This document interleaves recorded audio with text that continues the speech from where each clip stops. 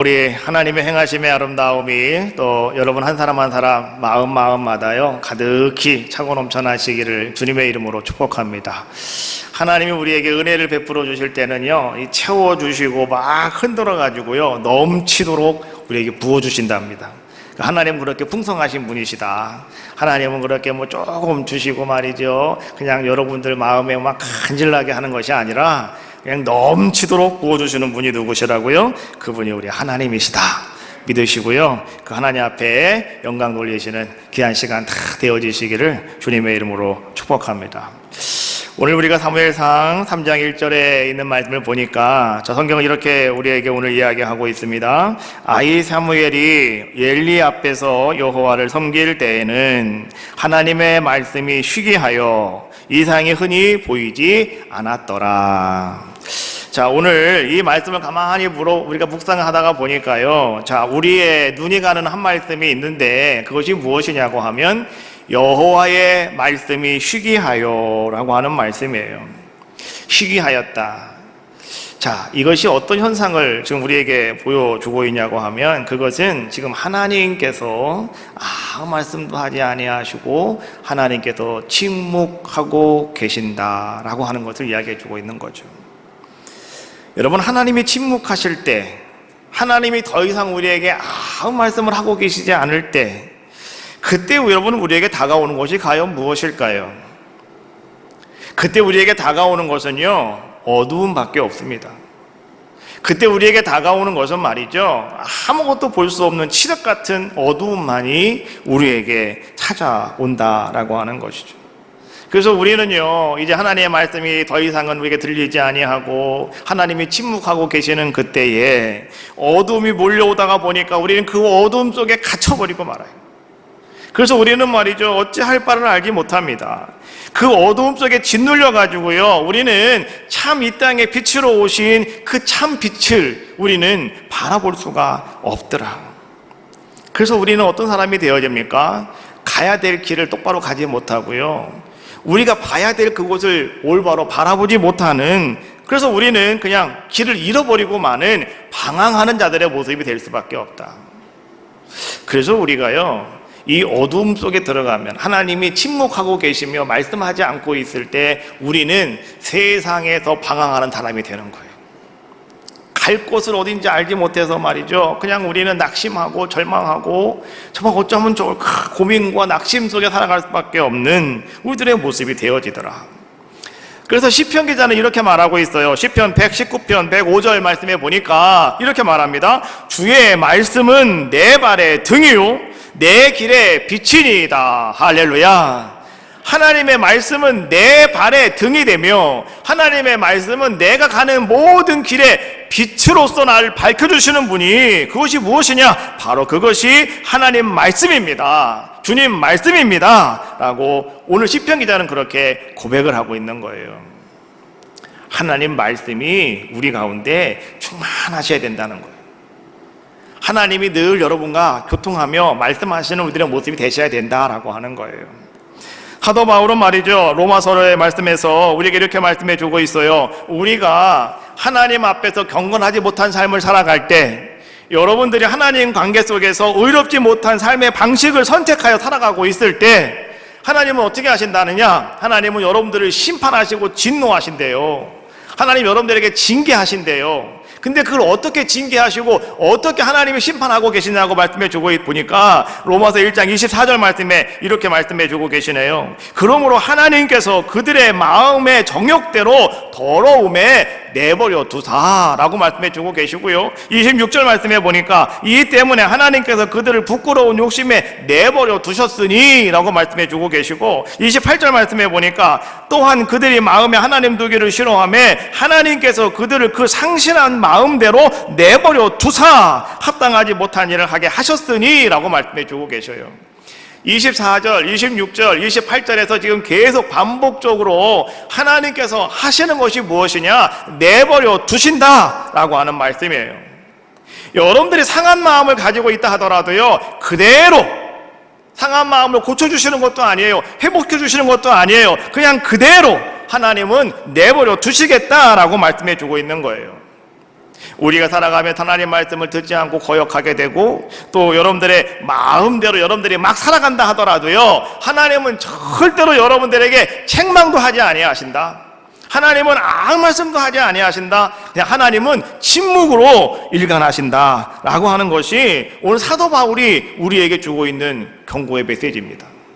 그래서 우리는 어떤 사람이 되셔야 되는지 아시죠? 경건하게 살아셔야 돼요. 오늘 여러분들은요, 어떤 삶을 살아가셔야 되느냐? 의로운 삶을 여러분 살아가셔야 되는 거예요.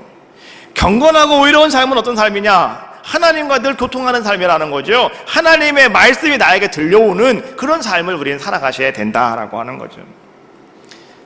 우리가 창세기 말씀에 보니까 믿음의 조상 아브라함의 이야기가 나오는데요, 이 믿음의 조상 아브라함도 하나님이 선택받은 사람 아닙니까? 늘 하나님과 동행하는 사람이었고 하나님이 말씀하시면 따라가는 사람이 아브라함이었는데요, 근데 이 아브라함에게도 하나님께서 한동안 침묵하시던 시간이 있었다.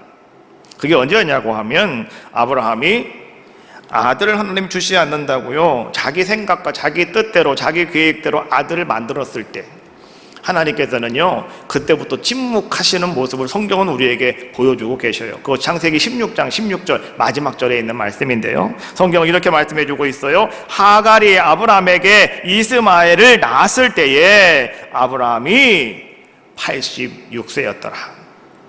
자, 하갈이 이삭을 낳았대요. 아브라함에게 아들 하나 낳아주었대요. 그랬더니 그때 아브라함의 나이가 86세였다. 자, 그런데요, 그 다음 17장으로 넘어갔더니 성경은 이렇게 시작이 되어집니다. 17장 1절, 아브라함이 99세 때에 여호와께서 아브라함에게 나타나서 라고 말씀해 주고 있어요. 16장 마지막 절이 86세였어요. 17장 1절이 99세예요. 몇 년이 흘러갔어요? 13년이라고 하는 시간 동안이 아무것도 없어요. 여러분, 우리의 인생에 아무것도 없다라고 하는 것은요, 우리는 암흑 같은 시기를 살아왔다는 거예요. 아무것도 보이지 않고 아무것도 행한 것이 없는 거예요. 그때는 그냥 제로예요, 제로. 예? 제로 포인트에 딱 서 있는 거예요. 우리 아무것도 한 것이 없는 그런 삶 속에 우리는 그냥 살아오는 시간이 바로 정지된 시간이잖아요. 근데 그 시간이 13년이라고 하는 시간이었다. 하나님은 아무 말씀도 하지 않았고요, 하나님은 전혀 간섭도 하지 않았어요. 누구에게? 아브라함에게요. 여러분, 하나님이 그러시면 안 되잖아요. 하나님이 아브라함 부르셨잖아요. 하나님이 아브라함에게 약속하셨잖아요. 근데 하나님이 그러시면 안 되는 거 아닙니까? 근데 하나님은 왜 그렇게 하셨을까요? 아브라함이 자기 생각대로 아들을 낳아서 그래요. 아브라함이 자기 계획대로 행했기 때문에 그래요. 자기 뜻대로 했기 때문에 그래요. 그래서 하나님께서는요, 일체 관여하지 아니하시고 가만히 침묵하고 계시는데, 그것이 13년이라고 하는 시간이었다라고 하는 것을 우리에게 지금 성경은 이야기해주고 있는 거죠. 그런데 오늘 성경에 보니까 이 엘리 제사장 시대에도요, 사무엘이 하나님께 이제 택함 받으려고 하는 그때에도요, 하나님께서 침묵하시던 시대였다라고 하는 것을 성경이 지금 우리에게 말씀해 주고 있는 거죠. 그럼 우리 생각해 봐야 되겠죠. 아브라함에게 있어서 아브라함은 잘못한 게 있잖아요. 자기 생각대로 했잖아요. 뜻대로 했잖아요. 그러니까 하나님께서 입 딱 다무셨잖아요. 침묵하셨잖아요. 관여하지 않으셨잖아요. 그러면 이 엘리 시대에는 왜 하나님께서 말씀하시지 않았을까요? 왜 그랬을까요? 엘리 시대에는요, 뭐가 문제였을까요?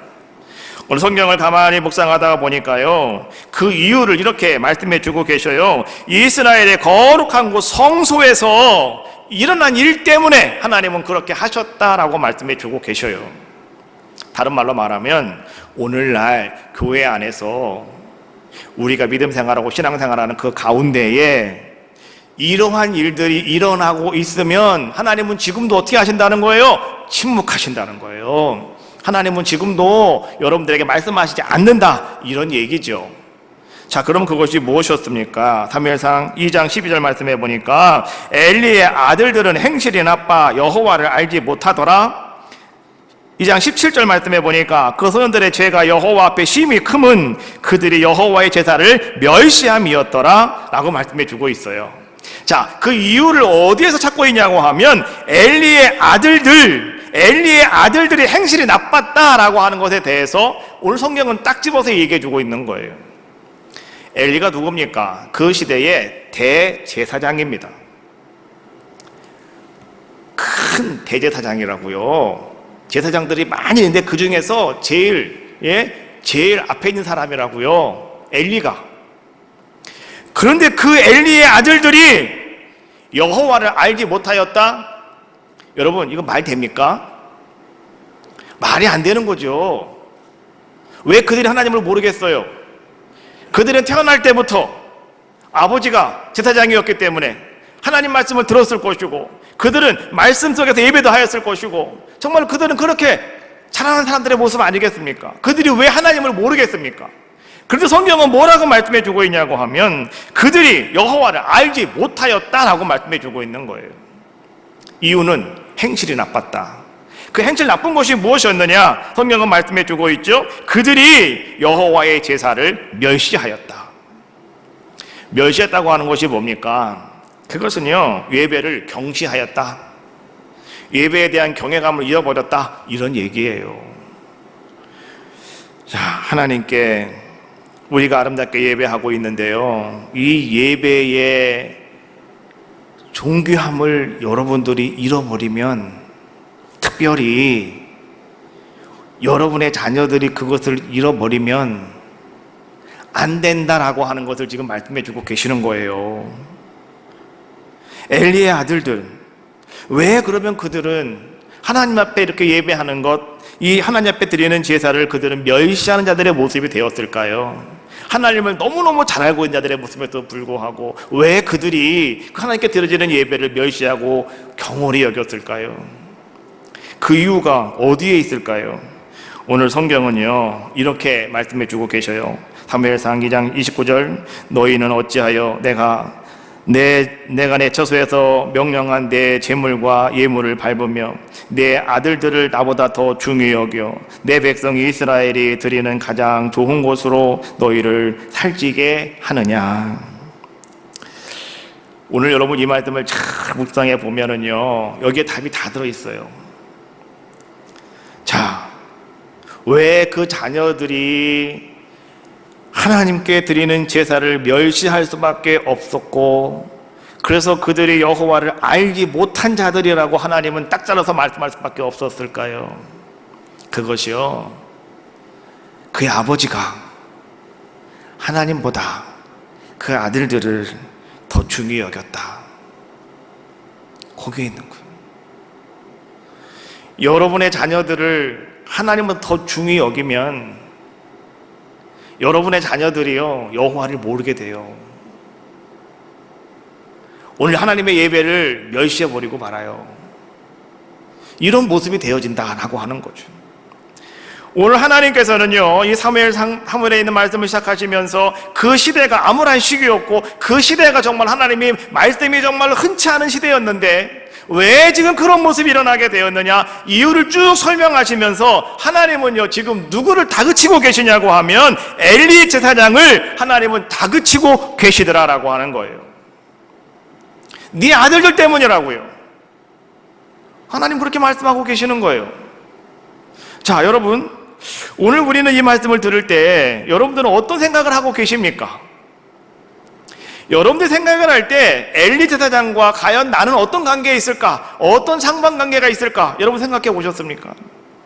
오늘 여기 나오는 엘리 제사장은요, 하나님께 택함 받은 사람이잖아요. 오늘날로 말하면 목회자와 같은 사람들이잖아요. 목사님과 같은 분들이잖아요. 나하고 상관없는 일이다 라고 생각하고 계십니까? 오늘 성경이 말하고 있는 것은 엘리 제사장, 그 제사장을 얘기하는 것이 아니라 아이들의 아버지를 얘기하고 있는 거예요. 아이들의 아버지. 여러분도 다 아버지가 되잖아요. 여러분도 다 어머니가 되잖아요. 그러면 오늘 여러분들에게 하고 있는 말씀이라는 거예요. 지금 그 시대의 모든 잘못된 것, 그 자녀들이 그렇게 될 수밖에 없었던 것은 환경적인 문제가 아니고 그가 살아가는 모든 다른 것 때문에 영향을 받은 것이 아니라 바로 엘리 제사장 너 때문이라고 하나님께서는요, 오늘 그 엘리 제사장을 막 다그치고 계시는 그러한 모습이더라 라고 하는 거죠. 우리는 종종 이런 일들을 많이 볼 수가 있습니다. 무엇이냐고 하면 자녀들이 열심히 교회를 나오다가요, 어느 날인가부터 교회로부터 아이들이 멀어지게 되어지죠. 그러다가 나중에는 이 아이들이 점점 교회를 떠나가게 되어지는 그러한 모습들을 우리는 보게 됩니다. 우리는 그러한 것을 바라보면서 우리는 이렇게 그냥 쉽게 얘기를 해요. 요새 시대가 그렇다고. 특별히 이 코로나 시국에 아이들이 그런 걸 어떻게 하냐고. 그래서 우리는 그러한 것들을 그냥 당연한 듯이 받아들이고 그것이 또 옳다고 생각을 하고 우리 그렇게 따라가 버리고 말고요, 그렇게 치부해 버리고 마는 것이 오늘 우리들의 모습이 아니겠습니까? 그런데 오늘 성경은 이렇게 말씀해 주고 계셔요. 엘리 제사장을 통해서 하시는 말씀인데요, 무슨 말씀이냐고 하면, 오늘 엘리 네가 아들의 아버지로서 네가 하나님을 존귀히 여기지 않았다. 네가 하나님의 물건을 네가 경홀히 여겼다. 그래서 아이들이 그것을 다 본받았다, 이런 얘기예요. 그래서 아이들이 그렇게 돼서 아이들이 하나님 앞에서 여호와를 알지 못하는 자가 되었고 예배를 멸시하는 자들의 모습이 되었다. 그래서 내가 지금 말 안 하고 가만히 있다. 하나님 그렇게 간단하게 말씀해 주고 계시는 거죠. 여러분 알고 계셔요? 부모의 입술로부터 나오는 경멸적인 언사 한마디가 아이들의 뼛속 깊이 파고 들어가서요, 그 아이들을 죽이는 독약과도 같은 것이 되어진다. 우리는 쉽게 그냥 말할 수 있어요, 쉽게. 그런데 그 말 한마디 한마디가 아이들에게는 파고 들어간다는 거예요. 그래서 아이들에게는 그것이 독약이 되어줄 수가 있다는 거죠. 너 왜 교회 안 가니? 말은 안 하지만 그 아이들이 언젠가 부모로부터 들은 얘기가 있다는 거예요. 그래서 자기는 그때 결정한 거예요. 나는 저러면 교회 안 다닌다. 나는 저래서 교회 안 갈 거야. 이런 것들이 아이들 머릿속에 그냥 팍 박혀버리고 만다는 거죠. 그래서 그것이 독약이 되어줄 수밖에 없더라. 여러분 보십시오. 어린 자녀들이 말이죠, 영적인 생명 속에서 막 살아나고 있는데 그 생명 속에 뭐가 파고들어요? 그런 독약과 같은 것들이 파고들어가지고요, 그 싸오르는 막 피어오르는 새싹들을 그냥 다 죽여버리고 말더라 라고 하는 거예요. 보세요. 여러분, 만약에 부모들이 하나님의 거룩한 일들에 대해서 뭔가 우리가 불순하게 말을 한다면 여러분 어떻게 되겠습니까? 그 자녀들도요 그렇게 한다는 거예요. 그렇지 않겠습니까? 만약에 부모들이 말이죠, 뭔가 신령한 아름다운 신령한 문제들을 경멸하는 투로 내가 뭔가를 그것을 다뤄가고 이야기한다면 여러분 자녀들도요 그렇게 할 수밖에 없다, 이런 얘기죠. 그러나 반면에 오늘 여러분들이 하나님에 대해서 존경심을 가지고 하나님의 아름다운 일에 대해서 여러분들이 정말로 참 아름다운 존경심을 가지고 여러분들이 그렇게 대처하고 여러분들이 그렇게 이야기할 때 여러분의 자녀들도 그렇게 살아갈 수밖에 없다라고 하는 것이죠. 오늘 성경은요 이것을 우리에게 말씀해 주고 있는 거예요. 그래서 오늘 엘리 제사장을 막 그렇게 다그치고 있는 거죠. 그래서 결과적으로 뭐가 됐다고요? 여호와의 말씀이 쉬하게 되었다. 하나님이 침묵하실 수밖에 없는 그런 상황이 되었다라고 하는 거죠.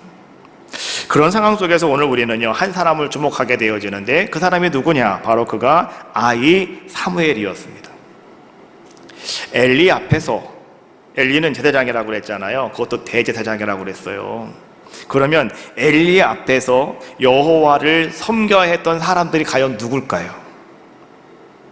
그의 아들들이었어야 되는 겁니다. 그의 아들들이 그 엘리 앞에서 하나님의 성전에 와서 여호와를 섬기는 자들의 모습이 되어져야 하는 겁니다. 그게 순리입니다. 그럼에도 불구하고 오늘 사무엘이 엘리 앞에 서 있다라고 하는 것으로 오늘 성경은 시작을 하고 있는 거죠. 사무엘은 평범한 아이였습니다. 그런데 오늘 이 평범했던 이 아이가 여호와를 섬기는 하나님의 종으로 구별되었다라고 하는 것을 성경은 지금 우리에게 말씀해 주고 계시는 거예요. 자, 1절에 있는 말씀을 다시 한번 보면 1절 말씀에 그렇게 성경 기록되어 있습니다. 아이 사무엘이 엘리 앞에서 여호와를 섬길 때에는, 이렇게 말씀해 주고 있습니다. 여러분 이 말씀을 보시면서 뭔가 여러분 이상한 걸 느낀 것이 없습니까? 엘리는 대제사장입니다. 그러면 엘리가 딱 엘리라고 하는 이름이 나오면 자동적으로 따라 붙는 게 하나가 있는 거예요. 뭡니까? 제사장. 대제사장은 말하지 않더라도 그냥 제사장이라고 하는 말은 따라 붙어 와야 되는 거예요. 그게 수식어입니다. 그렇지 않습니까? 그런데 성경은 지금 뭐라고 말씀해 주고 있어요? 아이 사무엘이 엘리 앞에서 라고 말씀해 주고 있어요. 지금 제사장이라고 하는 수식어가 사라져버리고 말았다. 이것은 무엇을 얘기하는 것이냐고 하면 엘리의 시대가 지나가고 사무엘의 시대가 열리고 있다라고 하는 것을 보여주고 있는 거예요. 그럼 우리 생각해 봅시다. 왜 엘리의 시대가 지나갈 수밖에 없었을까요? 하나님께서는요, 한 사람을 택하시면 죽을 때까지 그 일을 감당합니다. 그렇죠? 그래서 캐톨릭이 지금도 죽을 때까지 하잖아요. 그렇잖아요. 죽을 때까지. 모세도요, 하나님이 그를 데려갈 때까지 느보산 꼭대기에서 비록 눈이 흐리지 않고 기력이 새하지 않았지만 120세가 될 때까지 하나님께서는 어떻게 했다고요? 그에게 건강을 주셨지만 더 살 수 있는 힘도 있었지만은 하나님이 데려가시니까 끝난 거예요. 여러분, 그런 겁니다.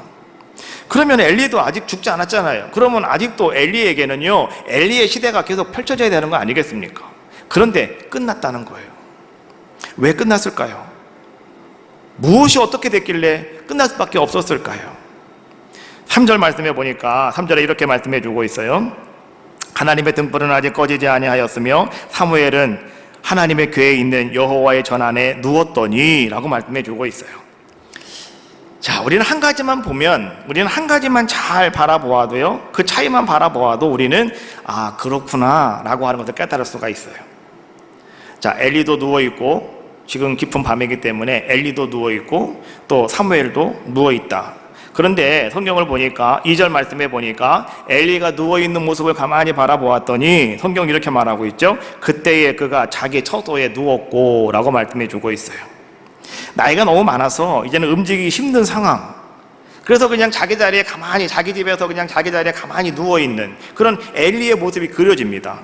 그러나 반면에 오늘 이 사무엘은 어떤 모습을 보여주고 있습니까? 똑같은 밤이에요. 같이 분명히 맞이한 똑같은 밤, 똑같이 잠을 자는 시간입니다. 그런데 이 사무엘은 지금 어떤 모습이라고요? 성소에 누워있는 자의 모습을 성경은 지금 우리에게 말씀해 주고 계시더라라고 하는 거죠.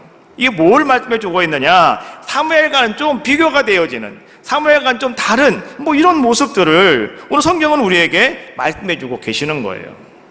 하나님이 여러분들을 바라보실 때, 하나님이 여러분들을 인정하시는 것, 하나님이 여러분들을 축복하시는 것, 하나님이 여러분들에게 역사하실 수 있는 아름다운 모습은요, 여러분 다른 것 때문에 그러는 것이 아니에요. 똑같이 다 똑같은 시간에 여러분들이 과연 내가 어떤 모습을 가지고 내가 어떻게 지금 내가 존재하고 있는가에 따라서 하나님은 그것을 바라보시고 여러분의 모든 것들을 인정해 주신다는 거죠.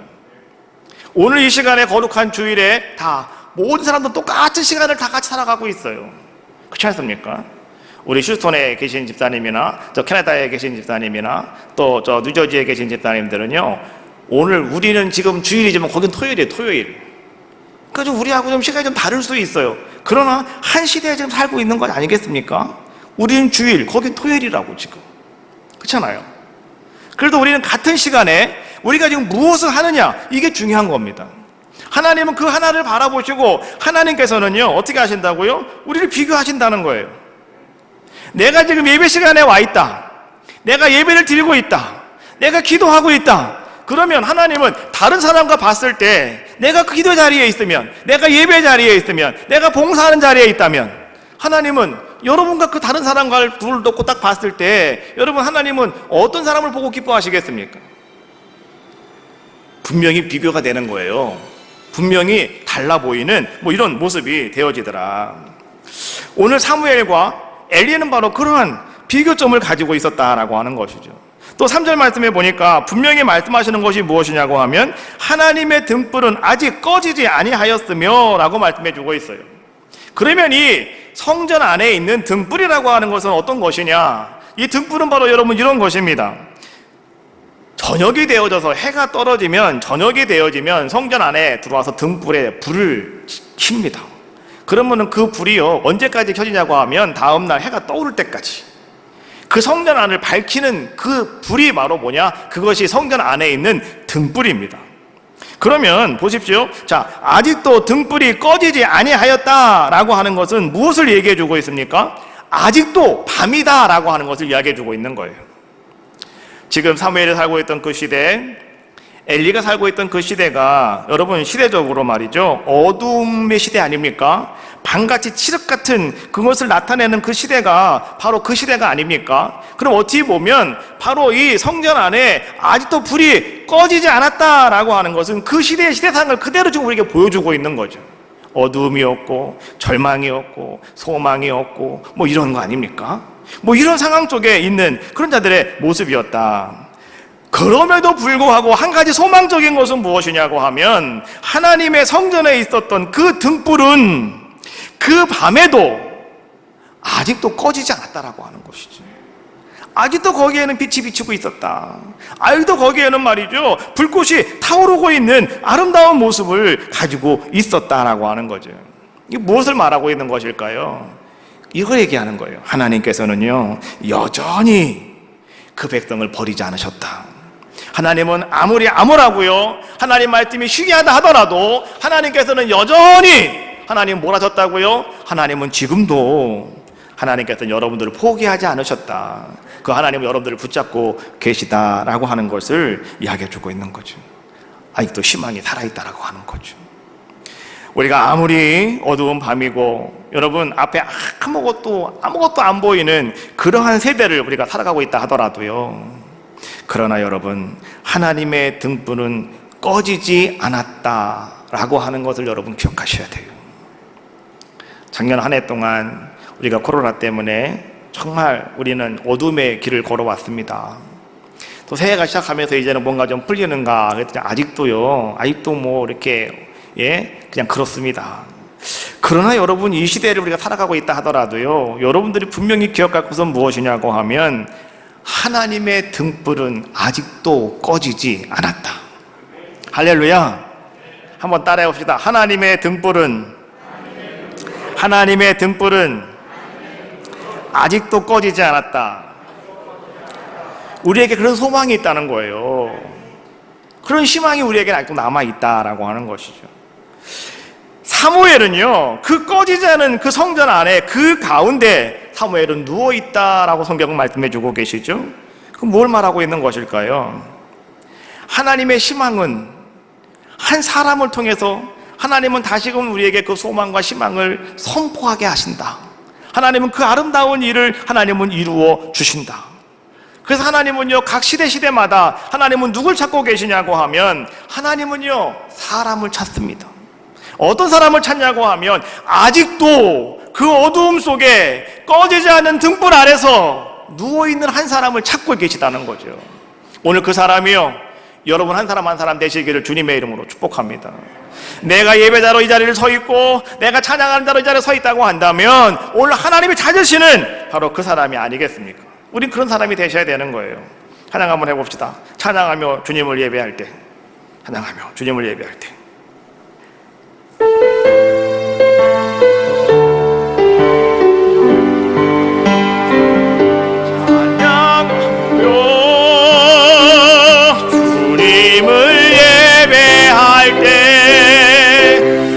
가득한 주의 영광 보리라. 나를 통하여 나의 입술을 인하여 주의 이름 높임을 받으소. 다시 한번 찬양하며 주님을 예배할 때 하늘 가득한 주의 영광 보리라. 나를 통하여 나의 입술을 인하여 주의 이름 높임을 받으소서. 아멘. 사무엘이 하나님의 말씀을 아직까지 한 번 들어본 적이 없었어요. 그런데 자꾸 누군가가 사무엘을 부릅니다. 사무엘아, 사무엘아. 순진한 사무엘은요, 사무엘아 사무엘아 부르는 그러한 이야기를 듣고요, 그는 벌떡 일어나 누구에게로 갑니까? 자기 스승이었던 엘리에게로 갑니다. 가서 제사장님 부르셨습니까? 그랬더니 엘리가 하는 얘기가 나는 너 부른 적이 없다, 돌아가 자라 라고 이야기합니다. 그래 누워 있으면 또다시 사무엘아 사무엘아 들리는 부르시는 그 주님의 음성이 들려오는 거죠. 그래서 다시 사무엘이 갔더니 엘리는 또 아니라고 가라고 그러고요.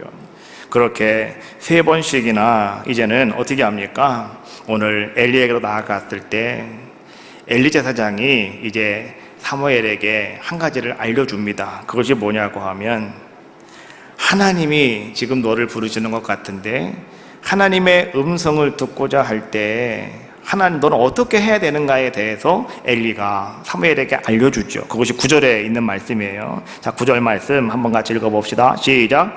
가서 누웠다가 그가 너를 부르시거든 네가 말하기를 여호와여 말씀하옵소서 주의 종이 듣겠나이다 하라. 자, 다시 한번 너의 이름을 부르거든 너는 그렇게 얘기하라는 거예요. 여호와여 말씀하옵소서 주의 종이 듣겠나이다.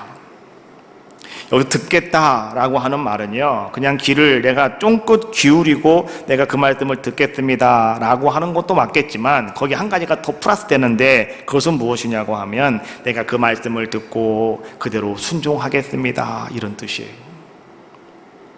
여러분, 우리는 하나님의 말씀을 듣고 여러분들은 듣는 데만 끝나면 안 돼요. 그 말씀을 들으셨습니까?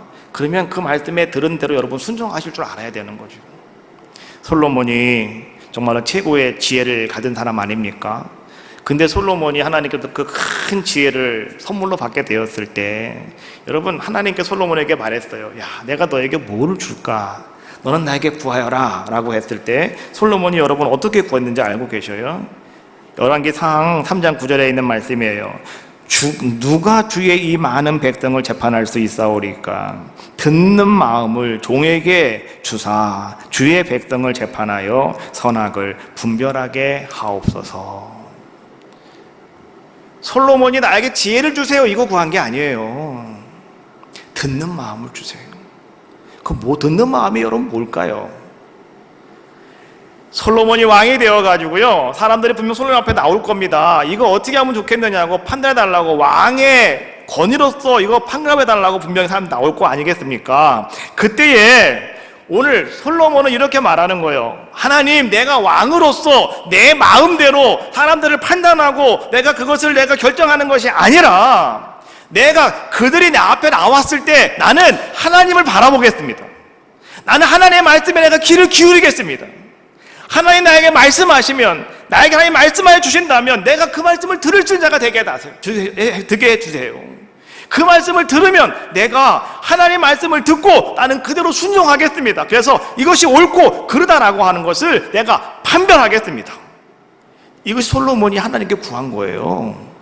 그것을 갖다가 우리가 뭐라고 말하냐? 지혜다라고 이렇게 이야기하는 거예요. 그러니까 지혜는 여러분 다른 게 아니라 듣는 마음이에요. 잘 듣는 거예요. 그리고 잘 들었으면 어떻게 한다고요?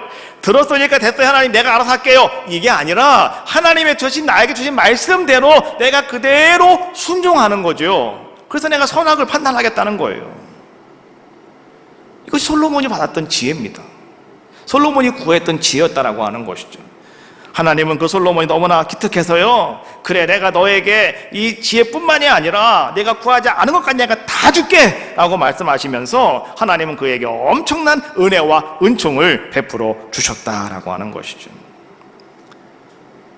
오늘 사무엘이 하나님 말씀을 들을 때, 오늘 엘리는 그렇게 알려줬어요. 하나님 말씀을 들을 때는 그렇게 하는 거란다. 말씀하십시오. 주의 종이 듣겠나이다. 우리는 주의 종 그러면은 우리는 마치 뭐 교회 목사님이나 아니면은 뭐 이렇게 뭐 하시는 분들만 주의 종이다라고 말할 수 있는데요. 여러분, 주님은 우리의 주님이시고 우리는 주님의 종입니다. 그렇잖아요. 그래서 우리는 언제나 다 주님 안에서 우리 다 뭐냐? 주님의 종이에요. 안 그렇습니까? 여러분 보세요. 우리가 말이죠, 날마다 우리는 내가 주의 종입니다 라고 하지 아니하고 스스로 우리는 내가 주의 종이라고 여기지 않아요. 내가 왜 종입니까? 나는 납니다 라고 말하면서 말이죠, 자기의 주장만을 자꾸 우리가 너무나 강하게 어필할 때가 얼마나 많이 있습니까? 그런데 내가 주의 종입니다 라고 하는 것은 뭐예요? 나는 종이오니 말씀하시는 대로 내가 그냥 가겠습니다. 그대로 순종하겠습니다. 이것이 오늘 주의 종이오니 내가 듣겠나이다 고백하는 우리들의 모습이 아니겠는가라고 하는 거죠. 우리가 이런 식으로 기도하면서 하나님의 말씀을 들을 때 여러분 거기서 말이죠, 우리에게 찾아오는 것이 뭔지 아십니까? 내 속에 있는 영적인 부흥의 아름다운 역사가 그때 우리에게 나타나게 되는 거예요. 그때 우리는 깊이 회개하게 되고요, 그때 우리는 하나님의 말씀을 듣고 예 하나님 내가 그렇게 하겠습니다 라고 순종하면서 우리는 뭘 합니까? 헌신할 수 있는 그런 귀한 자들의 모습이 되어지더라. 그래서 여러분, 듣는다라고 하는 건 첫 번째, 듣는다라고 하는 것은요, 내가 순종하겠습니다 라고 하는 의미가 있고요, 두 번째 의미가 뭐가 있냐고 하면 내가 들었으니 내가 그대로 행하겠습니다. 그 행하면은 뭐가 따라가는 거예요? 헌신이라고 하는 것이 그 속에 함께 따라가는 그러한 모습이더라 라고 하는 거죠. 여러분들이 매일매일마다 시간을 정해서 하나님 앞에 기도하고 계시다고 한다면 여러분들이 뭔가 주장을 해가지고 말이죠, 여러분 내가 그거 하나님 해야 됩니다, 하나님 나 그거 만들어 주셔야 됩니다, 이렇게 내가 뭔가 주장하기 전에 먼저 하나님 앞에 회개하셔야 되는 거예요. 그리고 하나님 나는 종입니다, 난 주님의 종이오니 내가 말씀만 하시면 내가 듣겠습니다. 그리고 내가 그 말씀 따라 순종하겠습니다. 그리고 어떤 것이든지 간에 무엇을 요구하시든지 간에 내가 하나님 그냥 순종하며 내가 따라가겠습니다. 이런 모습이 되어지는 것, 이것이 바로 뭐냐? 내가 주의 종이오니 라고 하는 고백이에요. 그게 안 되면은요, 나는 왕이오니 이런 거 아니겠습니까? 그럼 안 되겠죠. 오늘 우리가 그러한 순종하는 마음을 가지고 하나님 앞에 여러분 기도하고 따라 나갈 때, 들을 때, 그때 하나님께서는요 어떻게 하신다고요? 하나님의 뜻을 우리에게 다 알게 만들어 주시는 거예요. 근데 그때 하시는 것이 뭐냐고 하면 큰 제방에 뚝이 그냥 팍 무너져가지고 물이 그냥 위에부터 팍 흘러내려오잖아요. 그래가지고 그냥 엄청난 물이 흘러내려와가지고 말이죠, 예? 하나들이 도망갈 정도로 막 물이 엄청나게 많이 흘러나오는, 예, 뚝이 터지면서 막 물이 나오는 것 같은 그러한 놀라운 하나님의 역사하심이 지금까지 침묵하시던 것과는 전혀 다른 하나님의 말씀들이 여러분의 삶 속에 그냥 흩어지게 되는 거죠. 그래서 우리는 그 말씀 붙잡고 살아갈 수 있는, 그리고 그 말씀 속에서 하나님을 경험하며 능력을 경험하며 살아갈 수 있는 귀한 자가 다 될 줄로 믿습니다. 다니엘서에 보니까 천사가 다니엘의 기도에 와서 응답하였다라고 하는 말씀, 이런 말씀이 있어요. 다니엘서 10장 12절, 네 하나님 앞에 스스로 겸비하게 하기로 결심하던 첫날부터 내 말에 응답받았으므로 내가 내 말로 말미암아 왔느니라. 네 하나님 앞에 겸비하기로 결심하던 첫날부터 내가 어떻게 했다고요? 내 말에 응답받았다라고 천사가 이야기하고 있어요. 여러분, 내가 하나님 앞에서 이제는 그래 나도 하나님 말씀을 들어야지, 여러분 겸손한 마음 자기 자신을 여러분들이 잘 정리하시면서 그렇게 결심하시는 그 순간 하나님을 응답하신다는 거예요. 내일 응답하시는 것도 아니고 다음 주에 응답하시는 것도 아니라 첫날부터 내 말이 응답받았으므로 라고 하는 것 기억하셔야 돼요. 왜 하나님께서는 우리의 기도를 들으시지 않을까? 여러분 고민하고 계십니까? 왜 하나님이 내 기도 듣지 않으실까? 여러분 그런 고민 가운데 빠지지 않고 계십니까? 우리가 하나님 앞에 겸비하기로 결심하면 그날부터 하나님은 응답하신대요. 그러면 왜 하나님께서 내 기도를 안 들어주신다는 거예요? 내가 아직 겸비하지 못했고 결단하지 못했다는 거죠. 안 그렇습니까? 여러분 겸비하기로 여러분들이 결심만 하시면 돼요. 그날부터 하나님은 응답하신다는 거죠. 우리는 하나님을 눈으로 볼 수는 없어요. 그러나 하나님의 음성을 들을 수가 있고요, 하나님의 속성을 여러분 느낄 수가 있어요. 그리고 여러분들은요 하나님이 하시는 일들을 여러분들이 경험하실 수가 있다는 거죠. 많은 사람들은요, 나는 믿어지지가 않아요, 난 믿는 게 너무나 어려워요 라고 이야기하는데, 여러분, 믿는 것이 어려운 것이 아니고요, 안 믿는 게 더 어려운 거예요. 그렇지 않습니까? 안 믿는 게 더 어렵다는 것만 알고 계시면 돼요. 그리고 여러분들이 보세요, 내가 믿으면 손해보는 게 아니라 안 믿을 때 여러분 손해보는 거예요. 믿으면 되는 거예요. 믿으면 그만큼 쉬운 것도 없는 거예요. 하나님이 나를 그렇게 끌고 가신다라고 하는 거죠. 여러분 보십시오. 정말 우리가 살아감에 있어서 말이죠, 우리 인생의 황무지가 언제 여러분 나타나는지 아십니까? 그것은요, 내 삶의 환경에서 뭔가 이상이 생겨가지고 내 인생의 황무지가 만들어지는 게 아니라 여러분의 영적인 거, 그렇죠? 여러분의 이 영적인 문제가 생기면 그때부터 여러분의 인생은 황무지가 되어버리고 말아요. 그래서 여러분의 영적인 문제가 회복이 되어질 때 우리는 이 황무지에서 벗어날 수 있는, 극복할 수 있는 귀한 자가 될 수 있다. 그래서 요한 3서 2절 말씀이죠. 사랑하는 자여, 네 영혼이 잘된 같이 내가 범사에 잘되고 강건하기를 내가 간구한다. 영혼이 잘되면 범사가 잘 되는 거예요. 영혼이 잘되면 모든 것이 다 형통하게 돼 있는 거예요. 비록 환경과 여건은 안 좋아도요, 여러분의 영혼이 똑바로만 돼 있으면 하나님은 여러분을 통해서 역사하셔요. 할렐루야. 가나안 땅에 들어갔던 12명 정탐꾼들 10명은요, 그들은 갔다 와서요, 그 영혼이 병들어 버렸어요. 그러나 두 사람은 그 영이 살아 움직였어요. 그랬더니 그들은 가나안 땅에 들어갔잖아요. 우리 그거 분명히 아셔야 돼요. 환경이 여러분들을 좌우하는 게 아닙니다. 여건이 여러분들을 좌우하는 게 아니에요. 내 영이 살아만 있으면 되는 거예요. 내 영혼이 하나님 바라보셔야 돼요. 내 영혼이 오늘도 막 움직이셔야 돼요. 내가 기도해야 되겠다, 내가 예배해야 되겠다, 내가 오늘도 순종해야 되겠다, 여러분 이런 것들이 막 속에서 막 움직이셔야 되는 거예요. 그래야 그 사람이 어떤 사람이라고요? 황무지에서 극복될 수 있는 귀한 자가 될 수 있다라고 하는 거죠. 자, 오늘 말이죠, 사무엘아 사무엘아 부를 때 여러분 사무엘의 모습을 한번 가만히 바라봅시다. 한 번 갔더니 아니래요. 두 번 갔더니 아니래요. 엘리에게 갔는데 아니라는 거죠. 또 세 번째 갔는데도 아니래요. 자, 그때 여러분 보세요. 우리네 같으면 어떻게 하겠습니까? 야, 엘리 제사장님이 지금 나를 가지고 장난을 치고 있구나. 이 한밤중에 피곤해 죽겠는데 나를 와라 마라 계속 하고 말이지. 나를 자리에 앉아있는 꼴을 못 보는구나. 그래가지고 한 두 번까지 갔다 온 다음에 세 번째 또 사무엘아 불렀을 때, 만약에 그런 생각을 가지고 있다고 한다면 사무엘이 어떻게 했습니까? 무시해버리겠죠. 저것도 또 거짓말일 거야. 그래, 가면 또 나 골탕 먹일 거야 하고서 그냥 포기해버리고 깊은 잠이 들어버렸다면, 사무엘은요, 하나님의 음성을 들을 수가 없었습니다. 그냥 그는 엘리의 이야기라고만 생각하고 끝나버리고 말았을 겁니다. 근데 사무엘은 어떤 모습을 우리에게 보여주고 있냐고 하면, 사무엘은 그래도 일어났습니다. 제사장이 자기를 놀리는 줄 알았지만은 끝내 그는 쉬지 않고 일어났습니다. 그리고 그에게로 갔습니다. 가서 그에게 물었습니다. 묻고 또 물었습니다.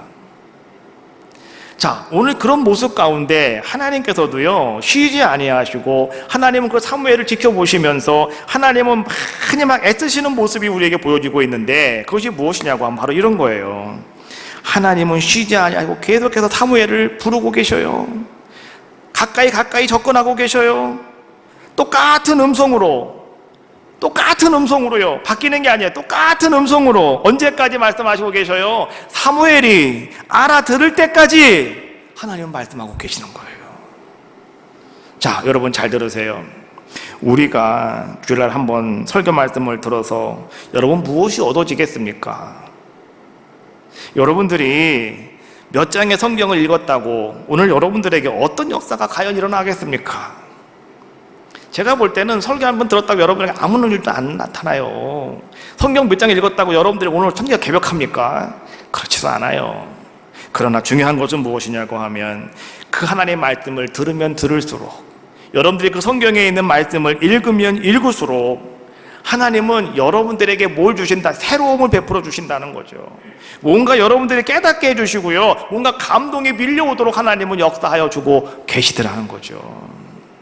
그래서 오늘 우리들은요, 사무엘처럼 여러분들이 한 번 말씀 듣고요, 한 번 예배 드리고요, 아유 별것도 없다, 아유 소용도 없다 라고 포기하지 마시고 어떻게 하시라는 거예요? 시간마다 여러분 열심히 하나님 말씀 듣기를 사모하시라는 거예요. 우리가 잠언에 있는 말씀 여러분 읽어나가시는 가운데 있는데, 한 번 하시고 나서 말이죠, 아유 소용없어, 이거 필요도 없어 하고 끝내지 마시고요, 계속해서 하나님이 나에게 말씀하실 때까지, 하나님은 지금도 일하고 계시다니까요. 하나님은 지금도 여러분들 가까이 가시려고 접근하시려고요, 하나님은 애쓰고 계시다고요. 그 하나님의 아름다운 열심을 여러분 아시라는 거예요. 그리고 여러분 어떻게 하시라고요? 포기하지 마십시오. 일어나십시오. 그리고 여러분들은요, 마음을 여십시오, 귀를 여십시오. 그리고 들으시라는 거예요. 그러면 그 듣다가 보면 하나님 여러분들 깨달음을 주시는 거죠. 그리고 여러분들이 뭔가 변화될 수 있는 아름다운 역사를 이루어 주시고, 오늘 하나님이 여러분들 마음에 감동을 주시는 거예요. 그것이 바로 뭐예요? 하나님과 내가 교통할 수 있는 귀한 자의 모습이 되는 것이 아니겠습니까? 21년 이 한 해는요, 여러분들이 신앙과 믿음 안에서 이 사무엘과 같은 노력과 정성이 여러분들 가운데 충만하시기를 주님의 이름으로 축복합니다.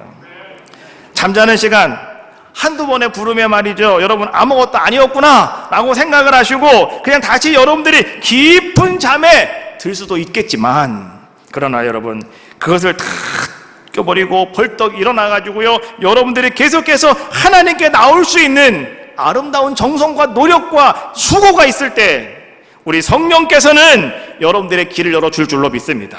하나님의 말씀을 듣고 응답할 수 있는, 하나님의 말씀을 받아들일 수 있는 아름다운 길을 여러분들에게 열어줄 줄로 믿습니다. 이 한 해 우리는 어떤 삶을 살아가야 될까요? 말씀과 여러분의 삶이 하나가 되어준 삶을 살아가셔라. 요한복음 1장 14절, 말씀이 육신이 되어 우리 가운데 거하심에 우리가 그 영광을 보니 아버지 독생자의 영광이요 은혜와 진리가 충만하더라.